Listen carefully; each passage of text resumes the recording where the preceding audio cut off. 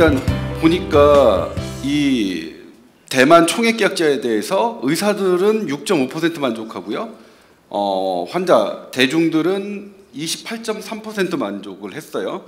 어쨌든 의사 공급자보다 환자들이 만족도가 훨씬 더 4배 가까이 많았는데, 이렇게 공급자와 소비자의 간극, 만족도 차이가 나는 것을 어떻게 분석하시는지, 그리고 어쨌거나 소비자를 하더라도 67% 많은 사람들이 별로 만족하지 않는데 이런 그 총액 계약제를 계속 유지할 수 있는 그런 레셔널레, 아까 그 뭐라고 하죠? 그 이유는 뭔지 그런 게 궁금했고요.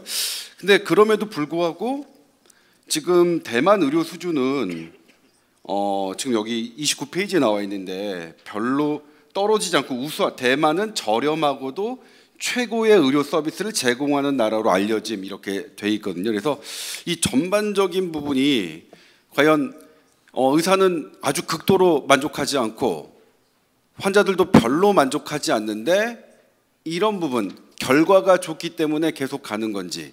그러니까 제가 이제 기자로 봤을 때 이렇게 의사가 극도로 만족하지 않고 대부분이 만족하지 않다면 당장 다른 지불 제도를 고민하는 게 일반적인 정부의 정책일 것 같은데, 그래서 일단 그 부분을 질문드리고 싶었습니다.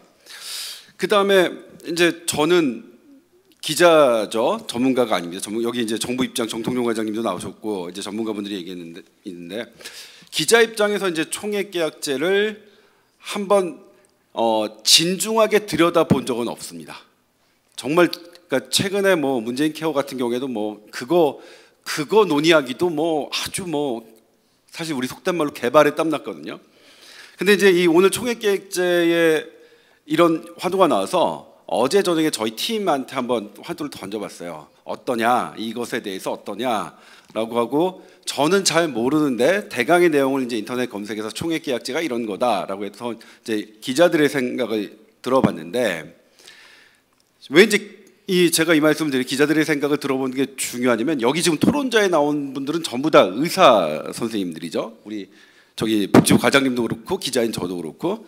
근데 사실 정책을 결정하는 것은 의사가 아닌, 의사 13만이 아닌 대부분의 그냥 일반 국민들이거든요. 그래서 일반 국민들의 생각을 들어보는 게 대단히 중요하기 때문에 저도 늘 물어봅니다. 이런 화두를 던지고. 근데 이제 거기서 나왔던 질문이 뭐냐면, 이거 이상하다. 일단 이렇게 하는 게 막 완전히 이제 이건 통제 개념이 대단히 많은데, 통제가 되게 많으면 의료의 질이 떨어질 것 같은데 이런 게 어떤 식으로 운영되는지가 궁금하다. 그리고 두 번째, 활용될 부분이 좀 보인다. 그리고 제가 물어서 어디가 활용될 부분이 있느냐. 이번에 우리 문재인 케어에서 보장률 70%까지, 물론 70%도 낮다고 보시는 분들 되게 많습니다. OECD 평균보다는 낮으니까요. 근데 거기서 빠진 부분이 고가의 항암제 부분이죠. 왜 빠졌냐면 고가의 항암제까지 적용하려면 도저히 감당이 안 될 거라는 연구 결과 때문에 그랬다고 들었습니다. 충분히 이해가 갑니다. 그렇다면 이런 부분에서 이 고가의 항암제 부분에 대해서 한 총액을 정해놓고, 오케이, 우리 공급자 중심으로 이렇게 해서, 그러니까 뭐 1년에 5천억을 딱 정해놓을 테니까 거기서 아마 고가의 항암제 쓰시는 이런 활용 방안으로 하는 게 어떻겠냐, 그렇게 하면 어떻겠냐는 의견이 나왔어요, 저희 팀원들 중에서.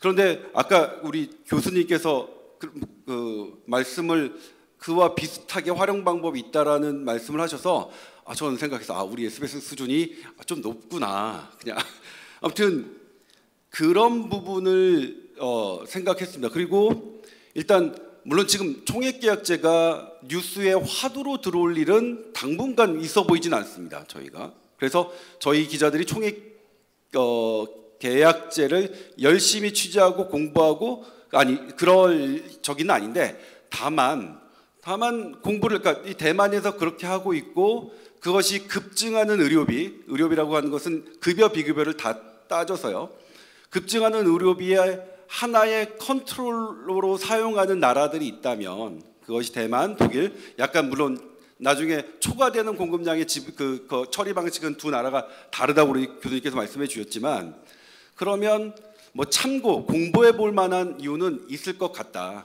이걸 꼭 찬성하거나 반대하거나 하는 부분에 그걸 저기하고요.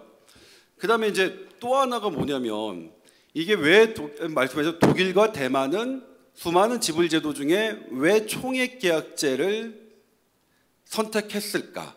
어떠한 현실이 있었기에 그리고 그 총액 계약제를 하면서 애당초 이걸 하기로 한 그 문제점들이 해결됐는지 이런 부분들을 좀 살펴보고 싶은데 왜냐하면 이번에도 그랬어요. 우리 이국종 교수님의 이걸로 중증외상센터가 되게 이제 부각받고 있죠. 근데 그 전에 중증외상센터는 예산을 줄이려고 했단 말이에요. 저희가 이제 우리 회의에서 아니 그 전에 왜 정부는 국회는 중증외상센터 예산을 줄이려고 했을까?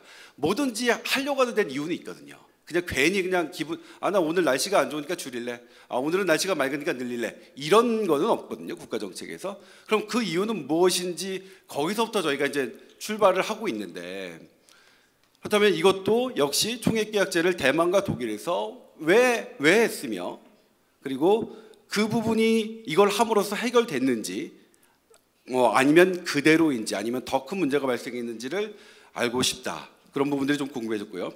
그리고 사실 지금 이제 이 부분은 논란이 있는데 최근에 중앙일보가 먼저 또 단독이라고 해서 보도를 했는데 우리나라 국민들은 퀄리티가 높은 의료의 질은 높기를 원하나 보험료를 더 올리고 싶진 않다라는 설문조사를 했어요.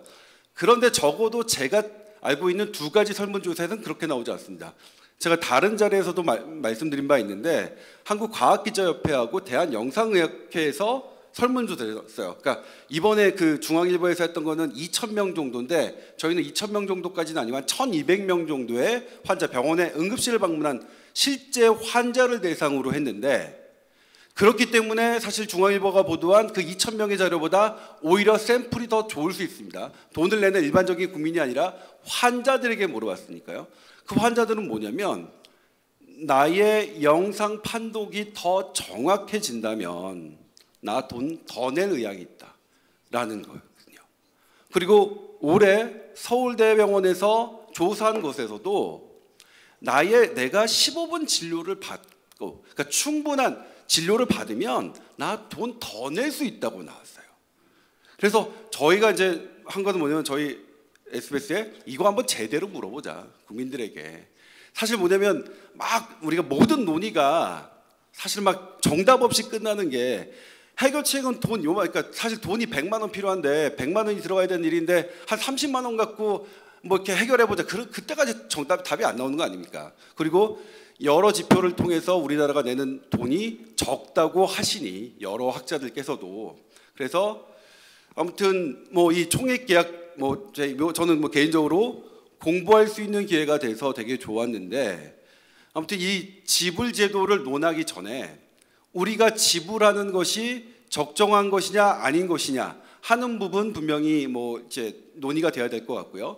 그리고 여기서도 기자들이 정말로 많이 신경 쓰요. 근데 정말 의사들은 정말 제대로 다 처방하는 거 맞아? 하는 부분이에요. 그러니까 두 개가 다 같이 가야죠. 그러니까 국민들에게 좀 더 내셔야 됩니다.